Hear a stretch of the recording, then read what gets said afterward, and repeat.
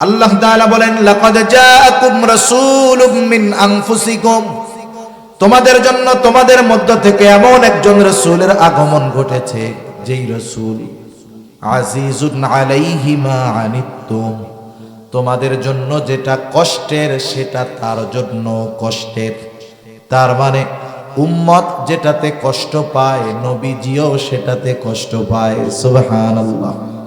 একটু চিন্তা করে দেখেন, উম্মতের জন্য যেটা কষ্টের, নবীজিও সেটাতে কষ্ট পায়। উম্মত যদি জাহান্নামে যায়, উম্মতের জন্য কষ্টের।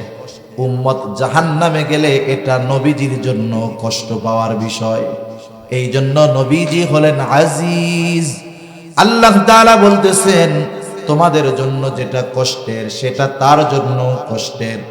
2 নাম্বার, আল্লাহ তাআলা বলেন ওই রাসূল তোমাদের জন্য হলেন হারিস। নবীজি হলেন তোমাদের জন্য কল্যাণকামী, সমব্যথী কল্যাণকামী। মনে করেন আপনি একজনের কাছে আপনার কষ্টের কথা বলতেছেন, খুব হৃদয় বিদারক কথাগুলো আপনি বলতেছেন কথা, আর উনি ওইদিকে আর একজনের সাথে হো হো করতেছে, হাসাহাসি করতেছে। আপনি কি বুঝবেন? যে সে আমার কথাগুলো গুরুত্ব সহকারে শুনতেছে না, বরং সে যদি কান লাগায় আপনার কথা শুনে আর মাঝে মধ্যে বলে, আহারে এটা তো খুব কষ্টের, আপনি খুব কষ্টে আছেন। বলেন তো, ওই ব্যক্তির কাছে কথাগুলো বলার পরে আপনার কথাটা বা দিলটা, অন্তরটা একটু হালকা হবে কি হবে না? নবীজির কাছে যখন কেউ কোনো কষ্টের কথা বলতো, সাহাবায়ে কেরাম, নবীজির ভাবটা এমন হইতো যে ওই লোক ওই কারণে যে কষ্ট পাইতেছে, নবীজিও সেই কষ্টটা পরিপূর্ণভাবে অনুভব করতেছে। এজন্য সাহাবায়ে কেরামের সাথে নবীজির এত সম্পর্ক, গভীরতা কেন? যে সাহাবায়ে কেরামের সাথে নবীজি এই ধরনের আচরণ, উপমা আমাদের জন্য রেখে গেছেন। একজন আপনা থেকে আপনা লোক, একবারে গ্রাম্য মূর্খ লোক, অশিক্ষিত লোক, দরিদ্র লোক, এও নবীজির কাছে যখন আয়েশা বলতো কিছু কথা, এটা যদি তার কষ্টের কথা হতো, নবীজি এমন ভাবে শুনতেন, ওই লোক মনে করতো, আহারে আমার এই কষ্টটা নবীজিও পাইতেছে। সুবহানাল্লাহ। নবীজি তো উম্মতের জন্য বিশেষ অনুগ্রহ, এই জন্য উম্মতের প্রতি নবীজিরও আলাদা দরদ, মোহাব্বত, ভালোবাসা, মায়া ছিল। নবীজিও কিন্তু আমাদের ভালোবাসতেন। নবীজির ভালোবাসা কেমন ছিল আমাদের উপর? হাদিসের মধ্যে পাওয়া যায়, আব্দুল্লাহ ইবনে আমর ইবনুল আস রাদিয়াল্লাহু তাআলা একদিন মজলিসের মধ্যে বসে আছেন। তিনি বলেন, আন্নান নবিয়্য সাল্লাল্লাহু আলাইহি ওয়াসাল্লাম তাআলা মা নাযালা ফি ইব্রাহিম আলাইহিস সালাম। রাসূল আকরাম সাল্লাল্লাহু আলাইহি ওয়াসাল্লাম তিলাওয়াত করলেন, আল্লাহ রাব্বুল আলামিন যা ইব্রাহিম আলাইহিস সালামের ব্যাপারে নাজিল করেছেন। ইব্রাহিম আলাইহিস সালামের ব্যাপারে আল্লাহ তাআলা কি নাজিল করলেন? ইব্রাহিম আলাইহিস সালাম তার গুনাহগার উম্মতের জন্য আল্লাহ তাআলার কাছে দোয়া করেছে। ইব্রাহিম আলাইহিস সালাম গুনাহগার উম্মতের জন্য আল্লাহ তাআলার কাছে ক্ষমা প্রার্থনা করেছেন, দোয়া করেছেন। কারণ প্রত্যেকটা নবী তার উম্মতকে ভালোবাসে। উম্মত নেককার হোক আর বদকার হোক, মুমিন হোক আর কাফের হোক, প্রত্যেকটা নবী তার উম্মতকে ভালোবাসে। বাস্তবতা হলো, কখনো কখনো এমন হয় নেককারের চাইতে বদকারের জন্য চিন্তা আরো বেশি হয়। যেমন কারো যদি একাধিক সন্তান থাকে, 2, 3, 4টা ছেলে, এর মধ্যে 3 জন ভালো, 1 জন খারাপ। এখন বলেন তো, মা বাপ এই ভালো 3 জন নিয়ে চিন্তা করে বেশি না খারাপটা নিয়ে? ওইটার জন্য চিন্তা করে বেশি। যখন দোয়া করে, দোয়ার মধ্যে আল্লাহ তাআলার কাছে বলে, আল্লাহ আমার এই সন্তানটাও যদি বাকিগুলার মতো ভালো হয়ে যাইতো, আমি মইরাও শান্তি পাইতাম। এইরকম বলে কি বলে না? তার মানে দেখেন, সন্তান যদিও খারাপ, সন্তানের জন্য হালাক হয়ে যাওয়ার দোয়া কোনো মা বাবা করে না। মোহাব্বতের কারণে ওই খারাপ সন্তানের জন্য আল্লাহ তাআলার কাছে হেদায়েতের দোয়া করে। বলেন তো, মা বাবা তার সন্তানকে যত ভালোবাসে তার চাইতে বেশি ভালোবাসেন নবী। নবীজি মা বাবার চাইতে আমাদেরকে বেশি ভালোবাসে। ইব্রাহিম আলাইহিস সালাম তার গুনাহগার উম্মতের জন্য দোয়া করতেছে, রব্বি ইন্নাহুন্না আযলালনা কাসীরাম মিনান নাস ফামান তাবিআনি ফাইন্নাহু মিন্নি ওয়া মান আসানি ফাইন্নাকা গফুরুর রহিম। ইব্রাহিম আলাইহিস সালাম বলতেছে, ও আমার রব, ইন্নাহুন্না আযলালনা কাসীরাম মিনান নাস, এই প্রতিমাগুলো, এই মূর্তিগুলা অধিকাংশ মানুষকে পথভ্রষ্ট করে ফেলছে। ফামান তাবিআনি ফাইন্নাহু মিন্নি, যে আমার অনুসরণ করেছে, আমার আনুগত্য করেছে, সে তো আমার দলভুক্ত, আমার উম্মত। তবে সবাই তো আমার আনুগত্য প্রকাশ করে নাই। ওয়ামান আসানি, আর যারা আমার নাফরমানি করেছে। ইব্রাহিম আলাইহিস সালাতু ওয়াস সালাম কেমন যেন আল্লাহ তাআলার কাছে বলে, আল্লাহ, এরা নাফরমানি করলেও তো এরা আমারই উম্মত, আপনি যদি চান তাদেরকেও তো ক্ষমা করে দিতে পারেন। কারণ কি? কারণ হলো ফাইন্নাকা গফুরুর রহিম, আপনি হলেন অতিশয় ক্ষমাশীল, দয়ালু। আপনি যদি চান আমার এই গুনাহগার উম্মত গুলাকেও আপনি মাফ করে দিতে পারেন। ইব্রাহিম আলাইহিস সালাম গুনাহগার উম্মতের জন্য আল্লাহ তাআলার কাছে ক্ষমা চাইতেছে। وقال عيسى عليه الصلاة والسلام إن تعذبهم فإنهم عبادك, তিনি গুনাহগার উম্মতের জন্য দোয়া করেন, আল্লাহ তাআলার কাছে বলেন, ইন তুআযিবহুম ফাইন্নাহুম ইবাদুক, হায় আল্লাহ, আপনি যদি তাদেরকে শাস্তি দেন তারা তো আপনারই বান্দা। ওয়া ইন তাগফির লাহুম, আর যদি আপনি তাদেরকে ক্ষমা করে দেন, আমার উম্মত আপনার বান্দা।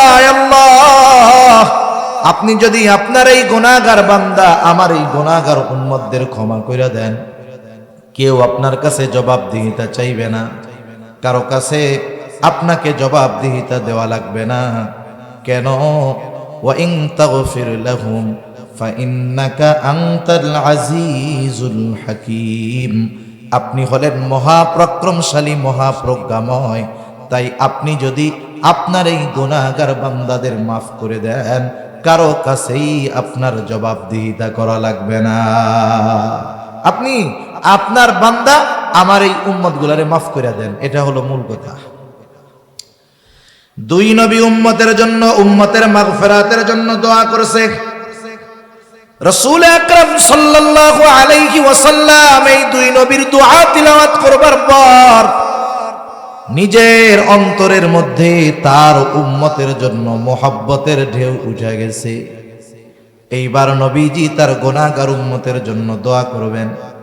তিনি কি করলেন? ফারাফা ইয়াদাই ওয়া ক্বালা আল্লাহুম্মা উম্মতি উম্মতি ওয়া বাকা, নবীজি হাত দুটো উঁচু করলেন, চোখ দিয়ে অঝর ঝরায় অশ্রু প্রবাহিত হইতেছে, আর মুখ দিয়ে শুধু বলতেছেন আল্লাহুম্মা উম্মতি উম্মতি, আয় আল্লাহ, আমার উম্মত, আমার উম্মত। আর কিছু নবীজি বলেন না। বলেন তো নবীজি যদিও এতটুকু বলতেছে, কিন্তু আসলে নবীজি কি বলতে চায়? দুনিয়ার কেউ বুঝুক আর না বুঝুক, জানুক আর না জানুক, যিনি জানেন, যিনি বোঝেন, তিনি কে? আল্লাহ জানেন যে কি বলতে চায় আমার হাবিব। এরপরেও আল্লাহ সুবহানাহু ওয়া তাআলা তার হাবিবের জবানেই শুনতে চায় কি বলতে চায়।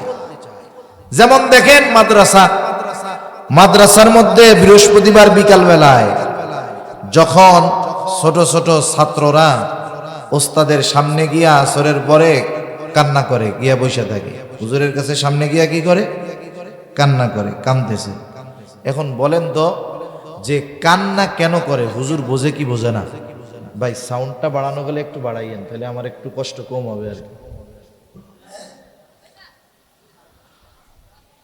তাহলে দেখেন হুজুরের সামনে গিয়ে ছাত্র যখন কান্না করে, বলেন তো বৃহস্পতিবার আসরের পরে হুজুরের সামনে গিয়া ছোট ছাত্র যখন কান্না করে, কিছুই বলা লাগবে না, কান্না করার কারণে হুজুর কি বুঝে বলেন?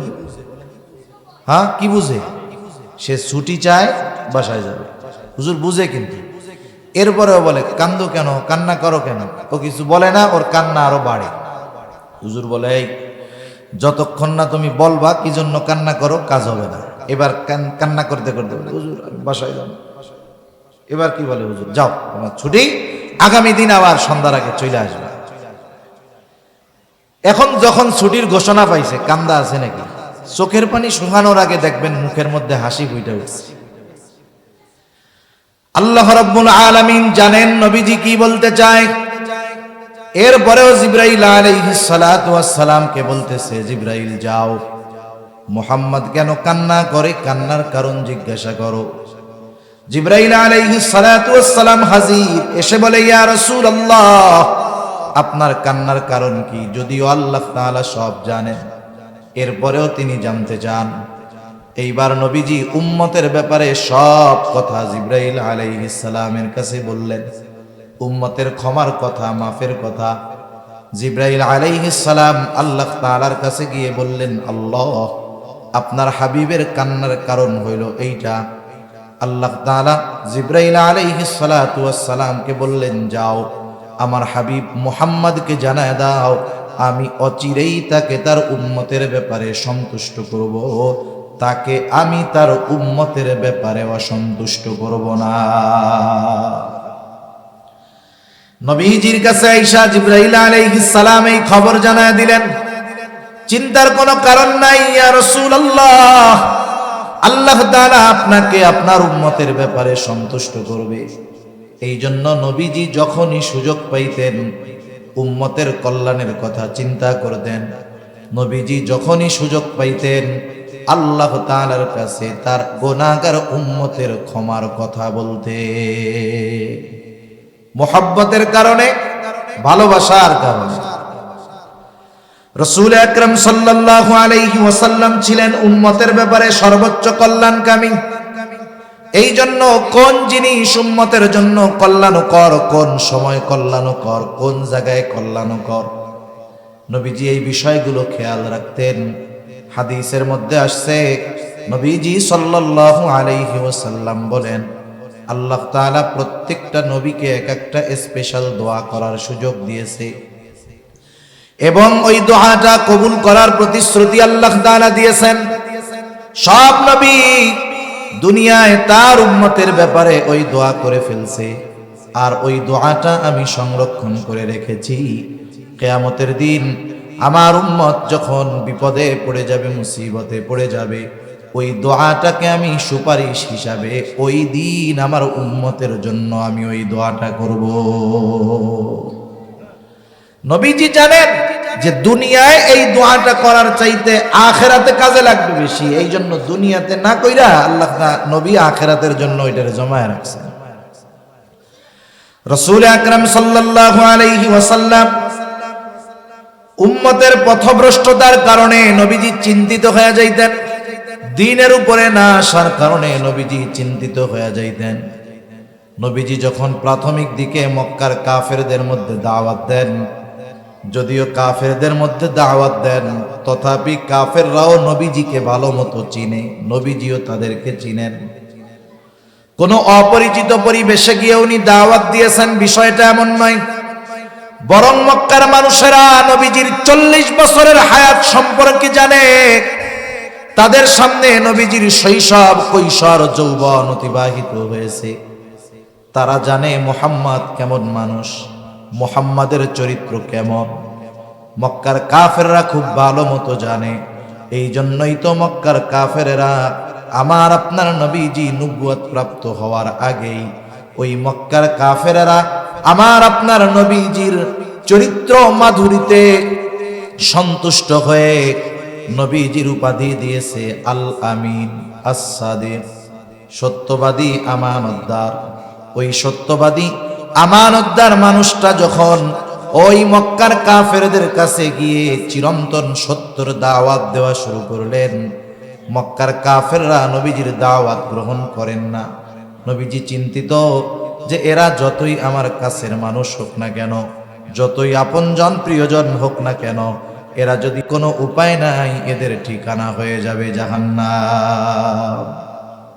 নবীজি চিন্তিত হয়ে গেছেন।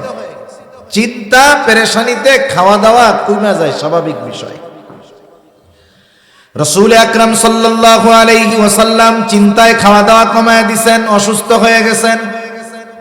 অসুস্থতার মাত্রা এতটা বেশি, আল্লাহ তাআলা ওহী নাজিল করে বলেন, লাআল্লাকা বাখিউন নাফসাকা আল্লা ইয়াকুনু মুমিনিন।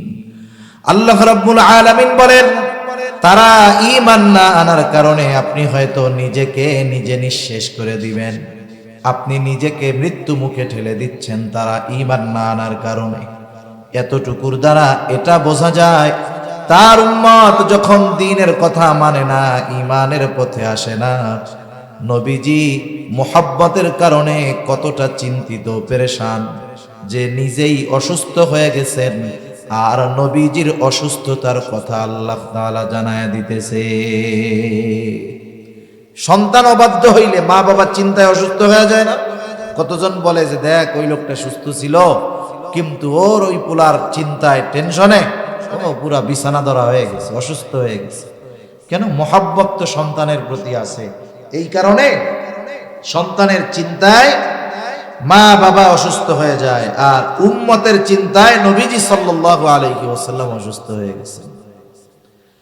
রাসূল আকরাম সাল্লাল্লাহু আলাইহি ওয়াসাল্লাম বলেন, তোমাদের মধ্যে আর আমার মধ্যে উপমা হলো ওই ব্যক্তির ন্যায় যে আগুন প্রজ্বলিত করলো, আগুন জ্বালাইলো। আগুন জ্বালানোর পরে চতুর্দিক দিয়ে পোকা মাকড় এসে হাজির। চতুর্দিক দিয়ে পোকা মাকড় লাফায়া লাফায়া আগুনের মধ্যে পড়ে আর মরে। লোকটা যতই সরায় দেওয়ার চেষ্টা করে পোকগুলা সরে না, বরং প্রতিযোগিতা দিয়ে আগুনের মধ্যে আইসা পড়ে, পুড়ে আর মরে। নবীজি বলেন, আমিও তোমাদের কোমর ধরে ধরে জাহান্নাম থেকে টেনে আনি, জাহান্নামের দিক থেকে টেনে আনি, কিন্তু তোমরা আমার হাত থেকে ছুটে পুনরায় জাহান্নামের দিকে ধাবিত হয়ে যাও। শুধু তাই না, রাসূলুল্লাহ সাল্লাল্লাহু আলাইহি ওয়াসাল্লামের উম্মতের প্রতি কত দরদ। উম্মতের দ্বারা আঘাত প্রাপ্ত হওয়ার পরেও নবীজি উম্মতের জন্য বদদোয়া করেন নাই। রাসূল আকরাম সাল্লাল্লাহু আলাইহি ওয়াসাল্লাম যখন মক্কা থেকে তিনি তায়েফে চলে গেলেন, মক্কার মানুষ নবীজির কথা মানে না, দ্বীনের দাওয়াত দেওয়ার জন্য চলে গেলেন তায়েফে। রাসূলুল্লাহ সাল্লাল্লাহু আলাইহি ওয়াসাল্লাম তায়েফে যাবার পর তায়েফের মানুষ দলে দলে নবীজিকে পাগল বলে বলে পাথর নিক্ষেপ করলো। নবীজির গায়ে যেই পাথর নিক্ষেপ করা হয়েছিল, পাথরগুলো ছোট না, বরং পাথরগুলো ছিল বড় বড় পাথর, সাথে সাথে পাথরগুলো ছিল ধারালো পাথর, যার কারণে পাথরের আঘাত নবীজির গায়ে লাগতো আর নবীজির গা ক্ষত বিক্ষত হয়ে যাইত। এত পরিমাণ পাথর নবীজির গায়ে লাগছে, আয়েশা সিদ্দিকা রাদিয়াল্লাহু তাআলা আনহা নবীজির গায়ে একদিন পাথরের দাগ উনি বুঝতে পারেন নাই। জিজ্ঞাসা করেন, ইয়া রাসূলুল্লাহ, আপনার গায়ে এইগুলো কিসের দাগ? কখনো কি বসন্ত হয়েছিল নাকি? নবীজি বলেন, না আয়েশা, আমার কখনো বসন্ত হয় নাই, ফক্স হয় নাই। তাইলে দাগগুলো কিসের? নবীজি বললেন, আয়েশা, আমি যখন দ্বীনের দাওয়াত দেওয়ার জন্য তায়েফে গিয়েছিলাম, তায়েফের মানুষ আমাকে বুঝে নাই, আমার কথাগুলো মেনে নেয় নাই। তারা আমাকে যেই পাথরগুলো নিক্ষেপ করেছিল, এই দাগগুলো হলো তাদের নিক্ষিপ্ত পাথরের দাগ, পাথরের আঘাতের দাগ। এর মানে কি বোঝা যায়? নবীজিকে পাথর মারছে বড় বড় এবং ধারালো। যদি কেউ বড় একটা পাথর মারে, গায়ে লাগলে ওই জায়গাটা থেতলে যাবে, ফেটে যাবে না, কেটে যাবে না। কিন্তু যদি বড় হয়, ধারালো হয়, লাগলে কাটবে, ক্ষত হবে, রক্ত বের হবে।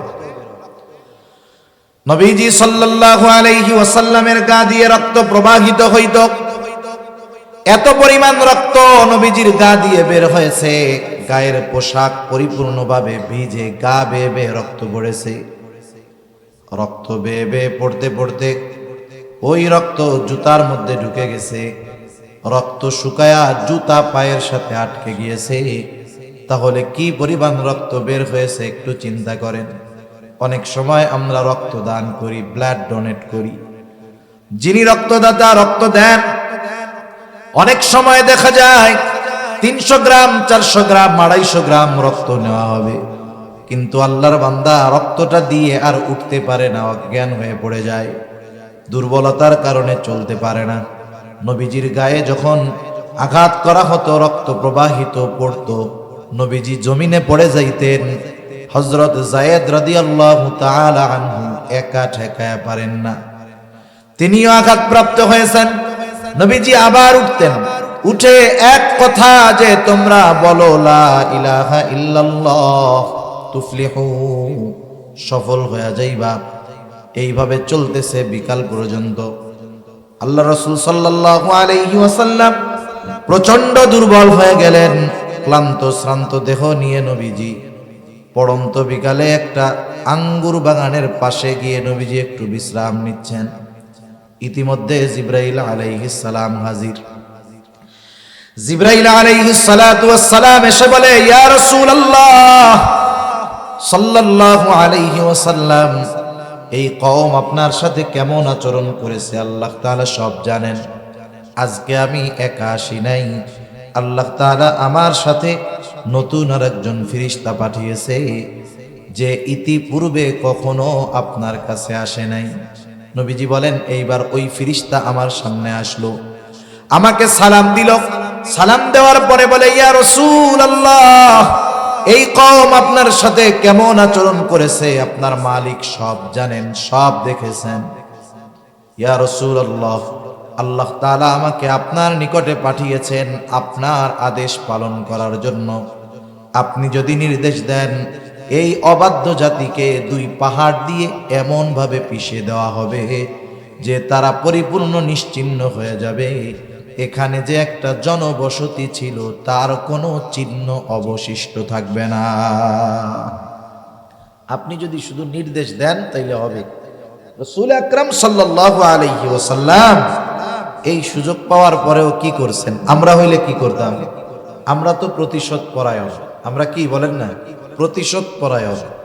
আমরা 20 বছর আগের ছোটখাটো বিষয়ের প্রতিশোধ নেওয়ার সুযোগ পাইলেও সেটা ছাড় দেই না। চিন্তা করি, এখন আমার খুব পাওয়ার, 20 বছর আগে ওই লোক আমার দিকে চোখ বড় করে তাকাইছিল, আজকে আমার পাওয়ার আছে, ওর চোখ 2টাই উঠাইয়া দিলাম। করে না এরকম? ছোট ছোট বিষয় নিয়ে বড় বড় প্রতিশোধ মানুষ নিয়ে বসতেছে, চিন্তাই করে না। অথচ রাসূলুল্লাহ সাল্লাল্লাহু আলাইহি ওয়াসাল্লাম ক্ষমা পরায়ণ ছিলেন, প্রতিশোধ পরায়ণ নবীজি ছিলেন না। রাসূল আকরাম সাল্লাল্লাহু আলাইহি ওয়াসাল্লামের চিন্তাধারা ছিল সুদূর প্রসারী। যখন এই কথা ফেরেশতা বলছে, নবীজি আরাম করতেছিলেন, একটু উঠা বসলেন। কেমন যেন নবীজি বলতেছে, তুমি তো বলতেছো আদেশ দেন 2 পাহাড় একত্রিত কইরা ওদেরকে পিষে দেই, কিন্তু তোমার এই কথা আর আমি তো আল্লাহ তাআলার কাছে আশা করি ভিন্ন। নবীজি তখন বললেন, বাল আরজু আন ইয়াখরুজাল্লাহু মিন আসলাবিহিম মান ইয়াবুদুল্লাহ ওয়াহদাহু ওয়া লা ইউশরিকু বিহি শাইআ। নবীজি সাল্লাল্লাহু আলাইহি ওয়াসাল্লাম বললেন, বরং আমি তো আল্লাহ তাআলার কাছে এই আশা পোষণ করি যে আল্লাহ তাআলা এদের মধ্য থেকে এমন এক জাতি বের করবে, এমন এক প্রজন্ম বের করবে যারা এক আল্লাহর ইবাদত করবে, তার সাথে কারো শরীক করবে না। তুমি তো বলতেছো আদেশ দেন 2 পাহাড় মিশাইয়া পিষে দেই, আর আমি তো আশা করতেছি এদের অবস্থা যা হয় হোক, হয়তো আল্লাহ তাআলা এদের মধ্য থেকে এমন মানুষ বের করবে যে ওরা এক আল্লাহর ইবাদত করবে, কারো সাথে শরীক করবে না। নবীজি সাল্লাল্লাহু আলাইহি ওয়াসাল্লামের কিয়ামত পর্যন্ত যত উম্মত আসবে তাদের প্রতি ভালোবাসার নিদর্শন নবীজি রেখে গেছেন। রাসূলুল্লাহ সাল্লাল্লাহু আলাইহি ওয়াসাল্লাম একদিন সাহাবা একরামের সাথে পথ চলতেছিলেন। হঠাৎ করে নবীজি বলেন, আমার ভাইদেরকে দেখতে মন চায়। সাহাবায়ে কেরাম বলে, ইয়া রাসূলুল্লাহ, আমরা কি আপনার ভাই নই? নবীজি বললেন, তোমরা আমার সাহাবী, তাহলে আপনার ভাই কারা? নবীজি বললেন, আমার ভাই হলো তারা যারা আমার পরে আমাকে না দেখে আমার উপরে ঈমান আনবে, তারা হলো আমার ভাই। এর দ্বারা নবীজি কিয়ামত পর্যন্ত যত মুমিন আসবে সব উম্মতের প্রতি দরদ, মোহাব্বত, ভালোবাসার চিহ্ন নবীজি রেখে গেছেন। সুবহানাল্লাহ। নবীজির প্রতি উম্মতের প্রতি নবীজির দরদ কত বেশি বলতে গেলে আরো অনেক লম্বা সময় চলে যাবে। দেখেন, এই দরদ, এই মায়া, এই ভালোবাসা, এটা যে শুধু দুনিয়ায় তা না, পরকালেও নবীজি আমাদের সবচাইতে বেশি ভালোবাসবে। সুবহানাল্লাহ। কিয়ামতের দিন, যেই দিন দুনিয়ার কোন আপনজন প্রিয়জন আমার আপনার পরিচয়কে স্বীকার করতে চাইবে না, কিয়ামতের দিন ওই মুসিবতের সময় নিজের মা তার সন্তানকে চিনবে না, বাবা তার সন্তানকে চিনবে না, স্বামী স্ত্রীকে, স্ত্রী স্বামীকে চিনবে না। আল্লাহ তাআলা কোরআনুল কারীমের মধ্যে সেই অবস্থার কথা বর্ণনা করে বলেন, ইয়াউমা ইয়াফিরুল মারউ মিন আখিহি ওয়া উম্মিহি ওয়া আবিহি ওয়া সাহিবাতিহি ওয়া বানিহি।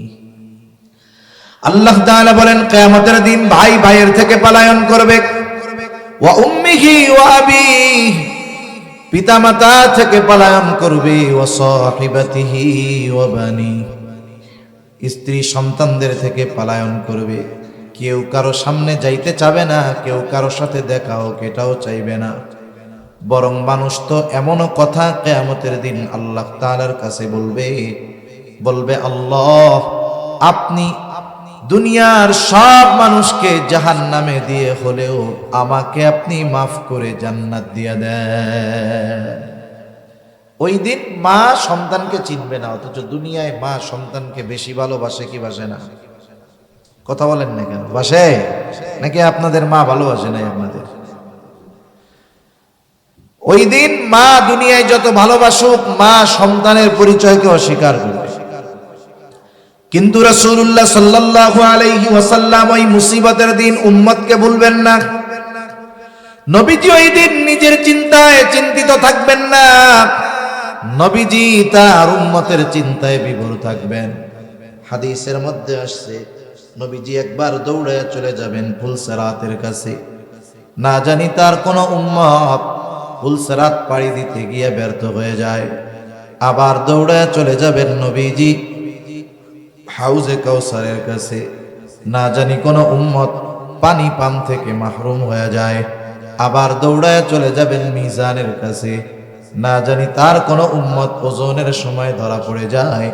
আবার দৌড়ায় চলে যাবেন জাহান্নামের কাছে। না জানি তার কোন উম্মতকে জাহান্নামে দিয়ে দেওয়া হয়। আবার যখন উম্মতের জন্য কোন সুপারিশের দরকার হবে, নবীজি আল্লাহর কুদরতি কদমে সেজদায় পড়ে যাবে। এভাবে চলতে থাকবে।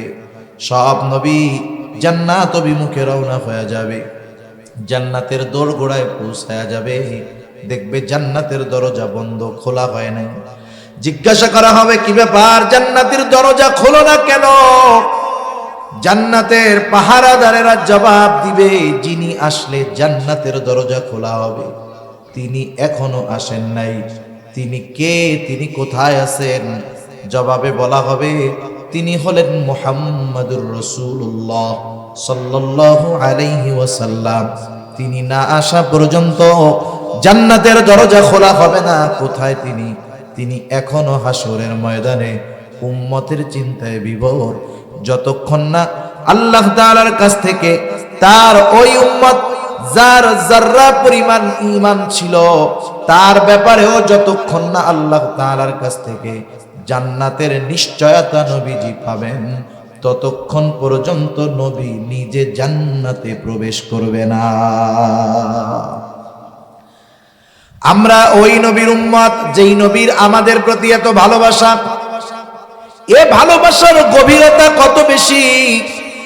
যে উম্মতের প্রতি নবীজির ভালোবাসার স্বয়ং সাক্ষ্য দিয়েছেন আল্লাহ। কে দিয়েছেন বলেন? অনেক সময় সাক্ষীকে এর উপরে কথাটাকে গ্রহণ করা হয়। মনে করেন একজন একটা কথা বলতেছে, ভাই এই কাজটা আমি করেছি, এখন বলে না তুমি যে করছো তোমার সাক্ষীকে, অথবা করো নাই তোমার সাক্ষীকে। আপনি যদি রাস্তার থেকে একজনকে দৈরাই না বলেন যে এই লোক আমার পক্ষে সাক্ষী, বলবে দেড় বেড়া রাস্তায় ভবঘুরের মতো ঘুরে বেড়ায়, ওর সাক্ষীর কোনো দাম আছে? ওর সাক্ষর কোনো দাম আছে? সারা ওরে যদি আরো সাক্ষী হিসাবে উপস্থাপন করো, তোমার কথা যাও বিশ্বাস করতো তাও আর কেউ বিশ্বাস করবে না। কিন্তু আপনি যদি আপনাদের এলাকার সম্মানিত একজন মুত্তাকি পরহেজগার ব্যক্তিরে সাক্ষী হিসাবে দাঁড় করান, উনি যদি বলে হ্যাঁ ওই কাজটা উনি করেছে অথবা করে নাই, বলেন তো তার কথা গ্রহণ করা হবে কিনা? এ সাক্ষীর সাক্ষ্য বিশ্বাস করা হবে।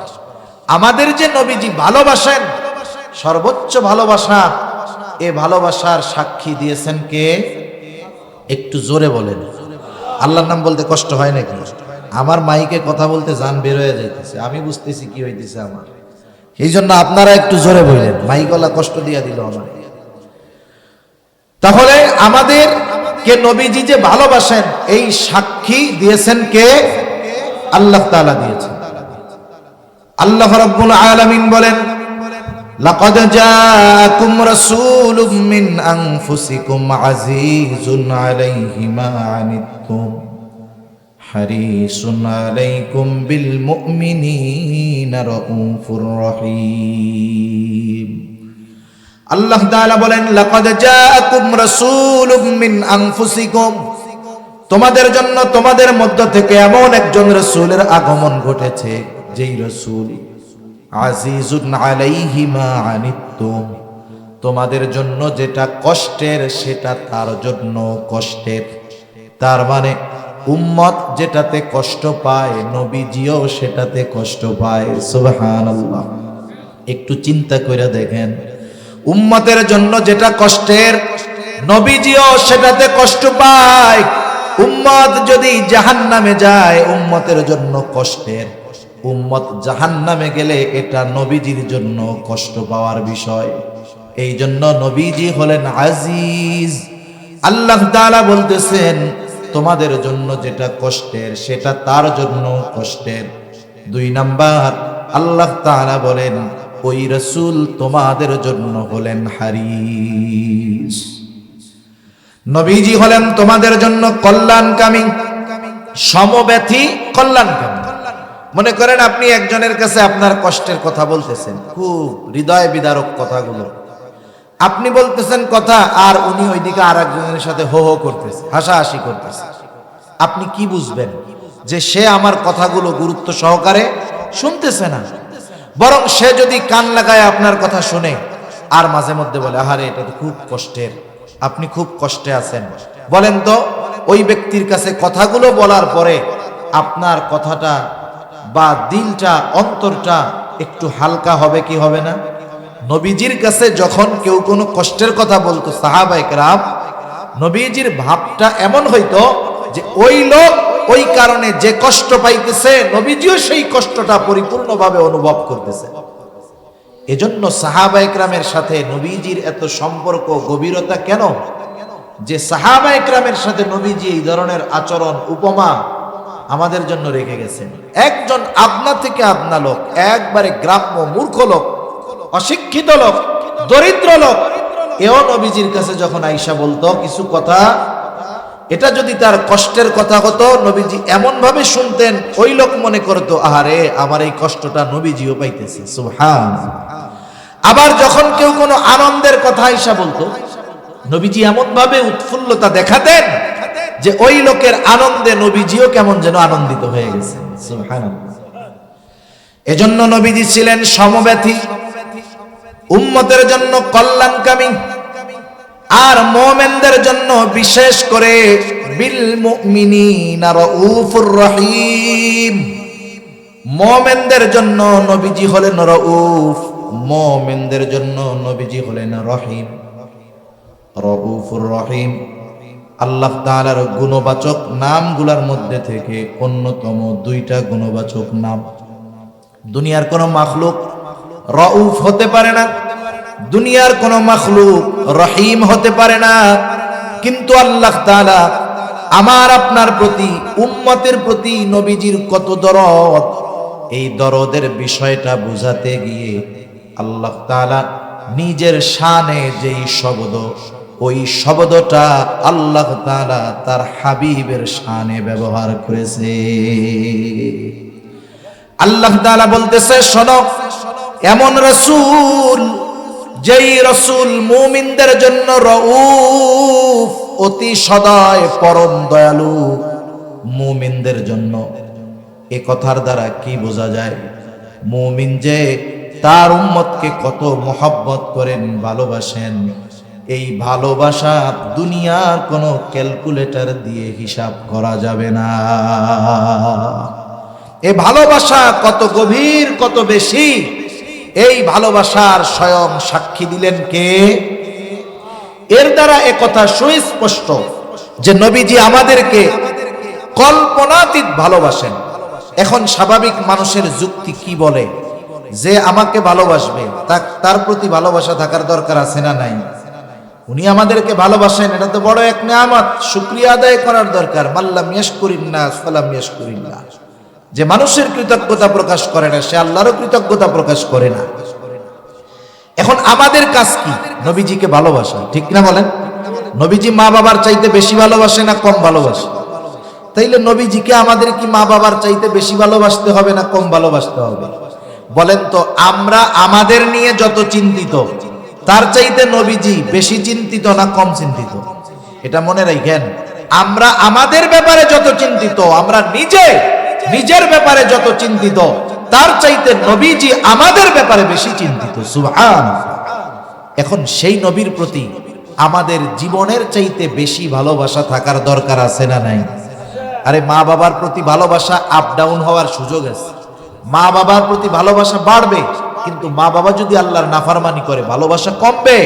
যদি প্রয়োজনে বাবার বিরুদ্ধে অস্ত্র ধারণ করতে হয় দ্বীনের কারণে, অস্ত্র ধারণ করতে হবে। সাহাবায়ে কেরাম দেখায় গেছে, ঠিক কিনা বলেন? উপমা উদাহরণ আছে, বুড়ি বুড়ি ঘটনা আছে, বলার সুযোগ নাই। মোট কথা হলো, কিন্তু নবীর প্রতি ভালোবাসা ডাউন হওয়ার কোনো সুযোগ নাই। এটা শুধু কি হতে হবে?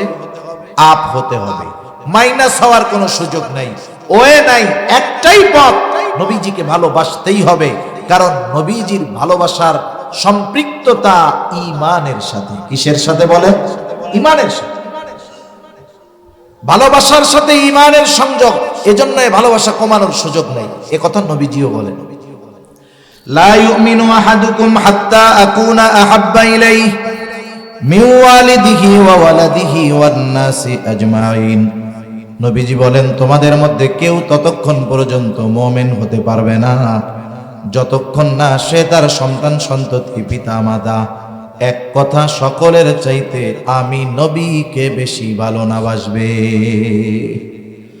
তাহলে মুমিন যদি হতে হয়, এক কথায় সকলের চাইতে, নিজের জীবনের চাইতেও নবীজিকে বেশি ভালোবাসতে হবে। এখন নবীজিকে তো আমরা সামনে পাই নাই, সাহাবায়ে কেরাম নবীজিকে সামনে পেয়েছেন, বিদায় ভালোবাসার উপমা রেখে গিয়েছেন। আবু বকর সিদ্দিক নবীজির কথায়, নবীজির ভালোবাসায় নিজের ঘরের সব সম্পদ আইনা নবীজির কাছে পেশ করেছেন। হযরত তালহা উহুদের ময়দানে নবীজি যখন গর্তের মধ্যে পড়ে গিয়েছে, নবীজি মাথা উঠায়, উপর দিয়ে তীর যায়, বর্ষা যায়। হযরত তালহা নিজের বুকটাকে নবীজির জন্য ঢাল বানায় দিয়েছে। কিন্তু আমরা তো নবীজিকে সামনে পাই নাই, তাহলে নবীজিকে সর্বোচ্চ ভালোবাসার উপমা আমরা কেমনে দেখাবো এ বিষয়টাও নবীজি আমাদের জানায় গিয়েছে। নবীজিকে ভালোবাসার পদ্ধতি নবীজি বলে দিয়েছেন। সেই জন্য আমরা নিজেরা যদি পদ্ধতি বানাই, ওই পদ্ধতি গ্রহণযোগ্য হবে না। নবীজিকে ভালোবাসার পদ্ধতি নবীজি জানায় দিয়া বলেন, মান আহাব্বা সুন্নতি ফাকাদ আহাব্বানি ওয়া মান আহাব্বানি কানা মাই ফিল জান্নাহ। নবীজি বলেন, যে আমার সুন্নাতকে ভালোবাসলো সে আমি নবীকে ভালোবাসলো, আমি নবীকে যে ভালোবাসলো সে আমি নবীর সাথে জান্নাতে অবস্থান করবে। আমরা নবীর সাথে জান্নাতে থাকতে চাই না? চাই। কে না চায়? সাহাবায়ে কেরাম যখন শুনছেন যে যাকে ভালোবাসে তার সাথে অবস্থান করবে, এর চাইতে বেশি খুশি ওনারা আর হন নাই এই কথা শুই না। হযরত আনাস রাদিয়াল্লাহু তাআলা আনহু থেকে বর্ণিত, এক গ্রাম্য সাহাবী আয়েশা নবীজিকে প্রশ্ন করছে মাতাস সাআহ। তার প্রশ্নের ভাবে নবীজি তার প্রশ্নের জবাব না দিয়ে উল্টা তাকে প্রশ্ন করেছে মা আ'দাত্তা লাহা, তুমি যে কিয়ামতের জন্য অপেক্ষা করতেছো, কিয়ামত কখন আসবে বলতেছো, তুমি কিয়ামতের জন্য কি প্রস্তুতি নিয়েছো? লোকটা গ্রাম্য মানুষ, সহজ সরল উত্তর, আমি আল্লাহ এবং তার রাসূলকে ভালোবাসি। নবীজি দেখলেন এই লোকের কথার জবাবের মধ্যে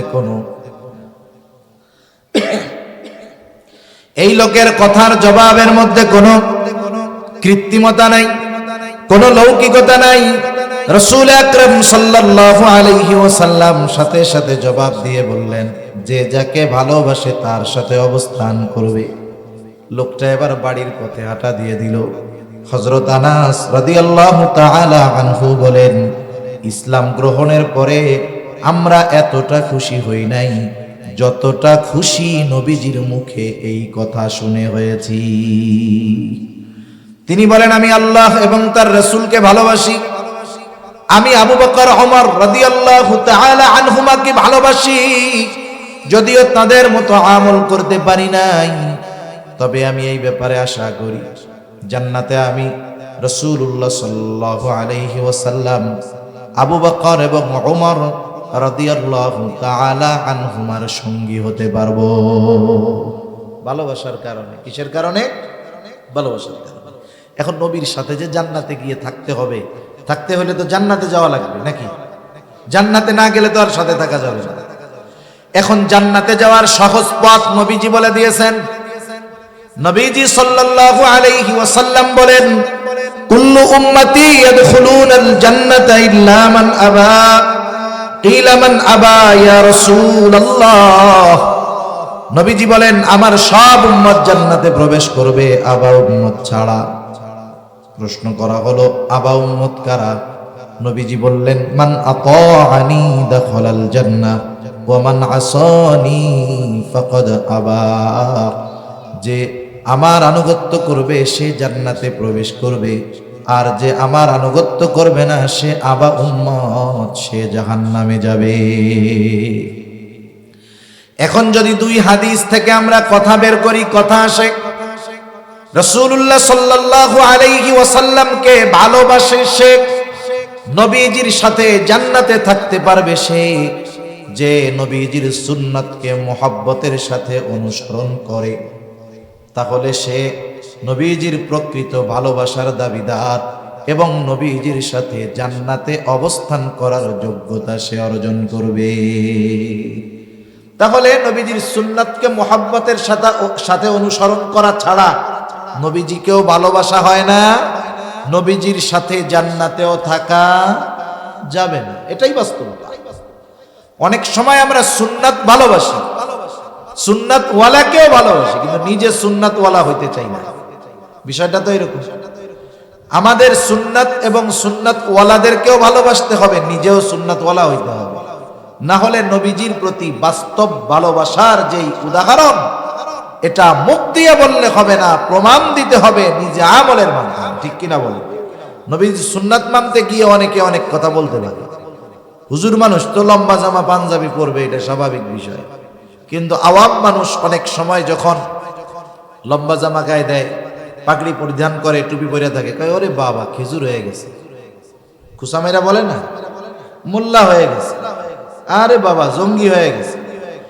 এটা কেন বলল? নবীজির সুন্নাত মানার কারণে। অনেক সময় অনেকে দাড়ি রাখলে ওই ছেলেটারে এখন খোসামাইরা টিটকারি মইরা 15, 16, 18 বছরের বয়সের ছেলেটারে বলে তুমি তো চাচা হয়ে গেছে। কি বলে? চাচা হয়ে গেছে। এখন কোন ব্যক্তি যদি সুন্নাত অনুসরণ করার কারণে দুনিয়ার মানুষ তাকে তিরস্কার করে, এই দুনিয়ার মানুষের তিরস্কারের কথা চিন্তা করে সুন্নাত বাদ দেওয়া যাবে? সুন্নাত মানতে গিয়ে যদি দুনিয়ার মানুষের তিরস্কৃত হতে হয় দুনিয়ার মানুষের দ্বারা, আশা করা যায় এই তিরস্কারটা কিয়ামতের দিন তার পুরস্কার হয়ে দাঁড়াবে ইনশাআল্লাহ, ঠিক কিনা বলেন? সেজন্য আমরা সুন্নাতের উপরে চলবো। অনেকে চিন্তা করে এখন যুবক বুড়া হইলে দাড়ি রাখবো, অনেকে চিন্তা করে বিবাহ শাদী যায় নিয়ে যাওয়া হয়, জানাজা শেষ আবার লাশটাকে নিয়ে যাওয়া হয় কবরস্থানে। এইবার কবরের মধ্যে দুই আল্লাহর বান্দা নামেন, উপর থেকে লাশটাকে সুন্দরভাবে নিচে ধরায় দেওয়া হয়। এই যে যখন লাশকে কবরে রাখা হয় এই সময় একটা দোয়া পড়া হয়, বলেন তো সেই দোয়াটা কি? জানা আছে আপনাদের? জানা আছে?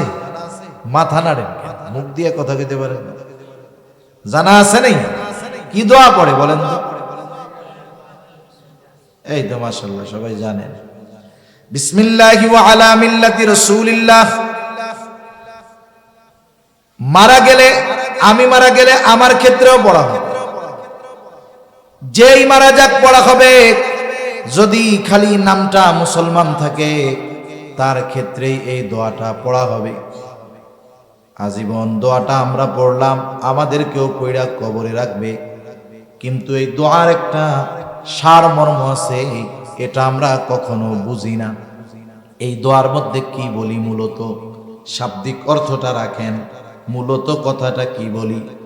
বলি আল্লাহ আপনার নামে এমন এক ব্যক্তিকে এখন কবরস্থ করতেছি যে আপনার রাসূলের মিল্লাত তথা সুন্নাতের উপরে গোটা জীবন অতিবাহিত করেছে। সে গোটা হায়াত সুন্নাতের উপরে চলছে, রাসূলের মিল্লাতের উপরে চলছে, অর্থাৎ রাসূলের সুন্নাতের উপরে চলছে, রাসূলের সুন্নাতের উপরেই সে মরছে এবং ওই সুন্নাত অবস্থায় তাকে আমরা কবরস্থ করতেছি আয় আল্লাহ আপনার নামে। এখন বলেন তো, দেখা গেল যাকে এই দোয়া পড়ে কবরে রাখা হলো, ইসলাম বিদ্বেষী নাস্তিক শাহরিয়ার কবিরকে এই দোয়া পড়াই কবরে রাখবে, মুনতাসির মামুনরেও এই দোয়া পড়া কবরে রাখবে, রাখবে না? এখন গোটা জীবন যারা সুন্নাত মানে নাই, সুন্নাতের উপরে চলে নাই, তাকে যখন এই দোয়া পড়ে কবরে রাখা হবে, বলেন তো তার ক্ষেত্রে দোয়াটা সত্য হবে নাকি মিথ্যা হবে? নিঃসন্দেহে মিথ্যা। নিজের কাছে নিজে প্রশ্ন করবেন, একটু বাড়িতে গিয়ে ফিকির করবেন, আমি তো সুন্নাত মানি না, সুন্নাতের উপরে চলি না, আগামী দিন যদি মারা যাই আমাকেও এই দোয়া পড়ে কবরে রাখা হবে, কিন্তু ওই দোয়াটা আমার ক্ষেত্রে সত্য হবে নাকি মিথ্যা হবে? এটা একটু একাকী নিরিবিলি চিন্তা করবেন। যদি বাস্তবে কথার সাথে তার সূরাতের মিল হয় তাহলে তো কামিয়াব, আর যদি কথার সাথে সূরাতের মিল না হয় তাহলে অনন্তকালের ওই দীর্ঘ সফর শুরু হবে তার মিথ্যা দিয়ে, ঠিক কিনা? এজন্য আমরা নবীজির ভালোবাসা সুন্নাত অনুসরণের মাধ্যমে প্রমাণ দিব ইনশাআল্লাহ। আল্লাহ সুবহানাহু ওয়া তাআলা আমাদের সবাইকে যথাযথভাবে সুন্নাতের অনুসারী হওয়ার তৌফিক আল্লাহ তাআলা দান করুন, সকলে বলি আমিন। আল্লাহ তাআলা আমাদের হৃদয়কে আল্লাহ এবং তার রাসূলের মুহাব্বত দিয়ে ভরপুর করে দিন, সকলে বলি আমিন। ওয়া আখিরু দাওয়ানা আনিল হামদুলিল্লাহি রাব্বিল আলামিন। আসসালামু আলাইকুম ওয়া রাহমাতুল্লাহি ওয়া বারাকাতুহু।